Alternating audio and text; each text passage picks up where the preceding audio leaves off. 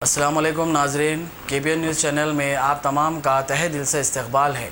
आइए आज की अहम खबर पर नज़र डालते हैं।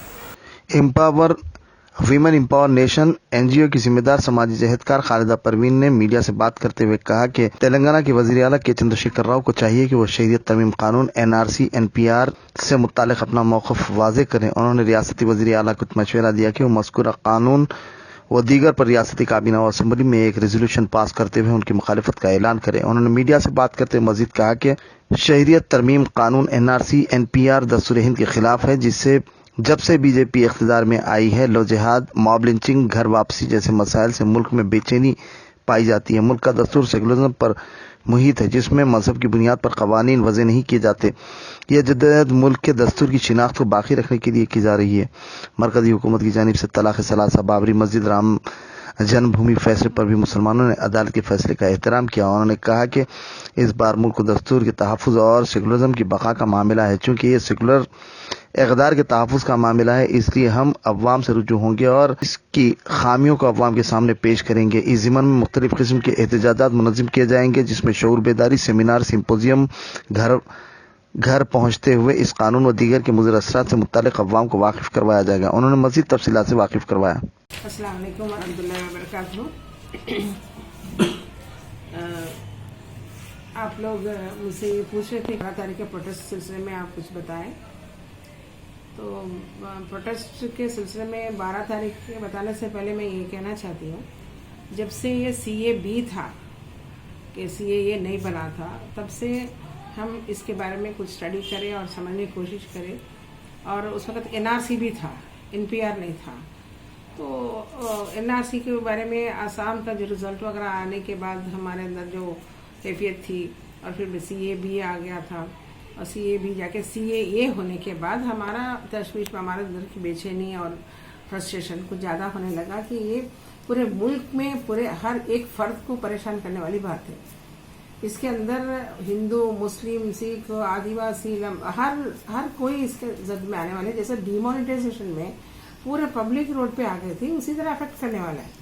तो हम इसको महसूस करें। महसूस करने के बाद फिर जैसा अमित शाह जी कई एक बयान देते हैं कि पूरे मुल्क में NRC लेके आते हैं, और फिर मोदी जी किसी और मौके पर इस पर चर्चा नहीं हुआ।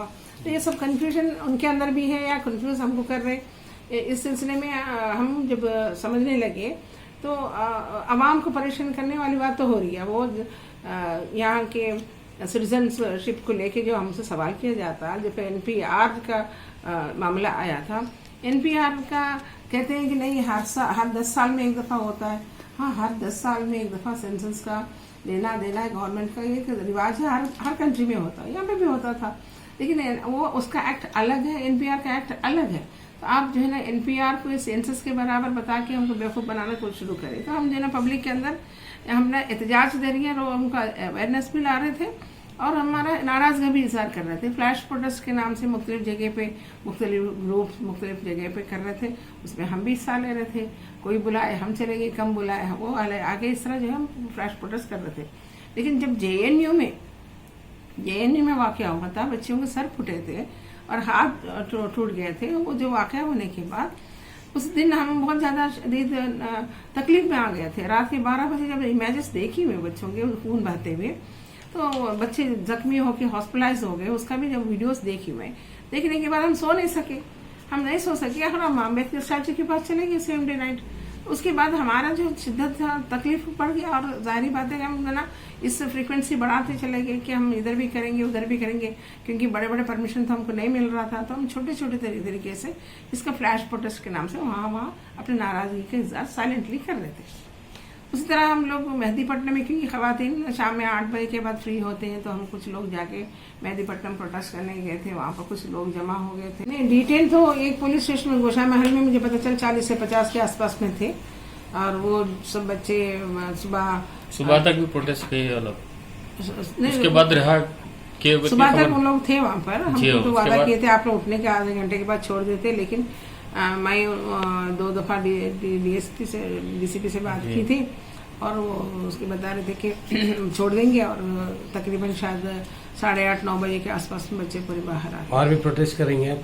देखिए ना, प्रोटेस्ट का एक ही तरीका नहीं है। हम जो है ना, ये पहले भी ये किए थे कि हम जो है अवेयरनेस लेके आएंगे, आसपास में बोलेंगे, सेमिनार करेंगे, सिंपोजियम करेंगे, घरे घर जाके इसका समझाने का इंतजाम करेंगे। ये तो हम करेंगे, क्योंकि ये असल में क्या है, ये हमारा डेमोक्रेटिक कंट्री में, सेक्युलर कंट्री में कॉन्स्टिट्यूशन के खिलाफ है ये जी। अब तक मैं हमेशा लास्ट टाइम वाइट में ये कह रही थी कि देखिए, यहाँ पर एज ए मुस्लिम कम्युनिटी हमारे ऊपर जो है ना, जब बीजेपी गवर्नमेंट आने के बाद से मॉब लिंचिंग किए, लव जिहाद के नाम से अजरा को ख़त्म कर दिए गए, अखलाक का मामला हुआ था। ये सब हम लोग थोड़ा थोड़ा एहतजाज करके अपने आप को संभाल के चल रहे थे कि हम अपने आप कंट्रोल ही कर रहे थे। उसके बाद में फिर बड़ा से ट्रिपल तलाक का मसला लेके आए, तो उसके भी गैर ज़रूरी हमारे घर के अंदर मदाखलत हो रहे थे, फिर भी हम इसको थोड़ा सा एहतजाज करके खामोश इख्तियार करें। अयोध्या का वर्डिक्ट आया, वर्डिक्ट बुजुर्गों ने सुप्रीम कोर्ट की बात को मानने का वादा किए थे। अब हम खामोश बैठे, तो हमने अपने जवान बच्चों को, हम सब अपने खामोश बैठे, क्या हमको सुप्रीम कोर्ट को मानना है उसकी बात, ये भी हमने अपने आप को कर लिया था। लेकिन अब जो आया है, ये सिर्फ एक कम्युनिटी का नहीं है, ये जो है ना हमारा संविधान, हमारा कॉन्स्टिट्यूशन का हमला है ये। जब ट्रिपल तलाक में किसी मुस्लिम कम्युनिटी पे अटैक था, किसी के ऊपर अटैक था, लेकिन अब ये जो चीज़ लेके आ रहे हैं एनआरसी एनआरपी के नाम से, सीएए जो लेके आ रहे हैं, ये जो ना हमारे संविधान के खिलाफ है कि ये रिलीजियस बेसिस पे किसी को यहाँ पे सिटीजनशिप दिया नहीं जा सकता है ऐसे कंट्री में। तो वो जो हमारे संविधान के ऊपर अटैक है, तो हम कहते हैं कि ये हम जब तक अपने कॉन्स्टिट्यूशन को नहीं बचाएंगे, हम कोई बचे ही नहीं रहेंगे यहाँ पर, मेरा वजूद का कोई यह मामला नहीं रहेगा। तो इसलिए हम आज खवातीन आधी रात को भी, कभी इल्ज़ाम है कि खवातीन बाहर नहीं निकलती, लेकिन आधी रात को भी आसमान के नीचे खवातीन बैठे, इसलिए कि संविधान को बचाना हम सबका जिम्मेदारी है। हम नेशनलिस्ट हैं, हम इंडियन हैं, और हमारा संविधान को बचाए रहेंगे तो हम अपने वो जो कॉन्स्टिट्यूशन में हमको जो राइट्स दिया गया, फ्रीडम ऑफ स्पीच हो, freedom of choice choosing religion हो, प्रैक्टिसिंग रिलीजन हो, बोलने का हो, चलने, हर चीज़ हमको उसमें एक्सेस कर सकते हैं। इसलिए हम संविधान को बचाने के लिए हम वो प्रोटेस्ट करने के लिए फैसला करें, और हम ये आगे चलाते रहेंगे। मतलब बातचीत के जरिए, सेमिनार के जरिए हम आवाम के सामने रखेंगे, और अपनी नाराजगी भी अपने गवर्नमेंट के सामने इजहार करते रहेंगे। केसीआर से भी कहेंगे कि अभी भी मैं कह रही हूँ, आप अपने असेंबली में, पार्लियामेंट, अपने कैबिनेट में इसका बता दीजिए हमको कि हम इसके खिलाफ है और इसको लागू नहीं होने देंगे, हमको एश्योरेंस दीजिए, हमारा ये डिमांड है। और मैं ये कहती हूँ कि आज़ादी की लड़ाई में, इस देश की आज़ादी की लड़ाई में मुसलमानों ने अपना खून बहाया इस देश की धरती के ऊपर, और ये धरती हमारी भी है, और ये दूसरा हम समझते हैं कि आज़ादी की दूसरी लड़ाई है हमारे लिए। तो इस दोबारा इस एनआरसी, सीएए और एनपीआर के सिलसिले में जब रोकथाम के लिए हम जो आवाज़ उठा रहे, प्रश्न नहीं हुआ था टोली चौकी में, जहाँ हम 12 तारीख के दिन बैठे थे, बैठने की कोशिश करते, हमारे जहन में था कि हम जो है ना यहाँ 15-20 खवातीन बैठ जाएंगे फजर तक बैठ के फजर की नमाज पढ़ के चले जाएंगे। ये हमारा प्लान, मतलब हम लोग सोच लिए थे कि जब वहाँ आने के बाद सब जमा हो गए थे 9 बजे के आसपास में, 15-20 लोग थे वहाँ पर, हम बोले कि ठीक है, हम कुछ भी नहीं करेंगे, साइलेंटली कोई स्लोगन वगैरह नहीं देंगे, हम बैठेंगे, ये हमारा मकसद था। हम बैठ गए थे, लेकिन हमारा जो बैठने के बाद जो वहाँ के लोकल पीपल का ज्वाइन होना, वहाँ के खवातीन नौजवान भी आगे उसमें हिस्सा लिए थे, पूरे मतलब टोली चौकी के आसपास में लोग आए थे, क्या उसके अंदर बहुत बड़ा जमा हो गया था। और मैं ये सोची थी चलो इतना बड़ा रोड है, पब्लिक ट्रांसपोर्टेशन कोई डिस्टर्ब नहीं होता, तो हम लोग उसके अंदर बैठ के अपना प्रोटेस्ट करेंगे, जहन में था हमारा। लेकिन बाद में पता चला कि बहुत ज़्यादा मजमा जमा हो गया, और उसमें डिस्टर्ब करने के लिए पुलिस लाठी चलानी पड़ी। तो लाठी के ज़ख्मी होके बच्चे जब जा रहे थे, उसका इमेजेस व्हाट्सएप में घूमने लगा, तो फिर बच्चे भी बहुत ज़्यादा शिद्दत इख्तियार करके रोड ब्लॉक कर दिए थे। ये सारा सीन वहाँ पे क्रिएट हुआ था। तो जब मुझे पता चला कि रोड पूरा ब्लॉक हो गया, मैं बच्चों के पास जाके बोल रही थी कि आप उठ जाओ यहाँ से, हमको बैठने दो, लेकिन मॉब हम किसी को सुनने के इसमें नहीं था। फिर हम लोग आके फिर दोबारा बैठे, लेकिन पुलिस आकर में 3:30 बजे के बाद हमको खाली करने के लिए बता रहे थे, और फिर लाठीचार्ज भी हुई, तो लोगों को हटा दिया गया, तो लोगों को डिटेन किए। उसके बाद हमारा खवातीन का भी घेराव किए थे, और हम मुझसे पूछने लगे कि अब क्या करते हैं। मतलब बच्चियाँ उठने के लिए तैयार नहीं थी, तो फिर मैं बच्चियों को छोड़ के कैसे जा सकती। तो उसके बाद फिर लड़कियों की उठाने वाली बात उन्होंने क्या कह दिया, तो फिर बाद में मैं अपने बच्चों को समझा कि बोली नहीं, अब मुनासिब नहीं है यहाँ बैठना, क्योंकि अभी इसी तरह डिटेन मतलब उठाएंगे पुलिस वाले तो अच्छा नहीं लगेगा। फिर हमने उठ के बाद 4 बजे के आसपास में वहाँ से बाहर निकले। ये सारा वाक़या ऐसा हुआ था और हमको अंदाज़ा भी नहीं था कि इतना बड़ा मॉब जमा होता।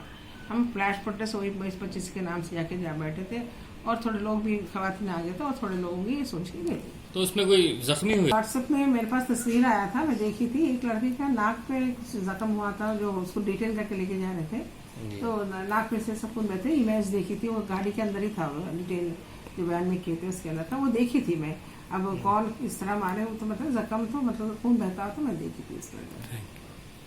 खून भी टपका देंगे और ये हम सेक्युलर कंट्री को सेक्युलर रहने देंगे, इसको कभी भी कम्युनल होने नहीं देंगे। हिंदुत्व का वो जो ख्वाब है उसको भूलना पड़ेगा। India is secular country and it will remain as secular country. A1 township की एक और नई पेशकश जहांगीर पीर दरगाह से 2 किलोमीटर पहले मल्टीनेशनल कंपनीज के करीब, जो कि बिल्कुल आबादी से लगा हुआ, बेंगलोर हाईवे से सिर्फ 5.5 किलोमीटर, बीटी रोड से लगा हुआ, तमाम डेवलपमेंट के साथ 5,50,000 में 100 गज का प्लॉट। A1 टाउनशिप में आपका ये छोटा सा इन्वेस्टमेंट आपका और आपके बच्चों का मुस्तकबिल बदल सकता है। आज ही तशरीफ लाएं और A1 टाउनशिप के इस प्रोजेक्ट से फायदा उठाएं। Office at pillar number 235 opposite fisheries department, Rajendra Nagar, Hyderabad. अगर आपने हमारे चैनल को अभी तक सब्सक्राइब नहीं किया है तो यहाँ पर रेड कलर का सब्सक्राइब बटन दिख रहा है,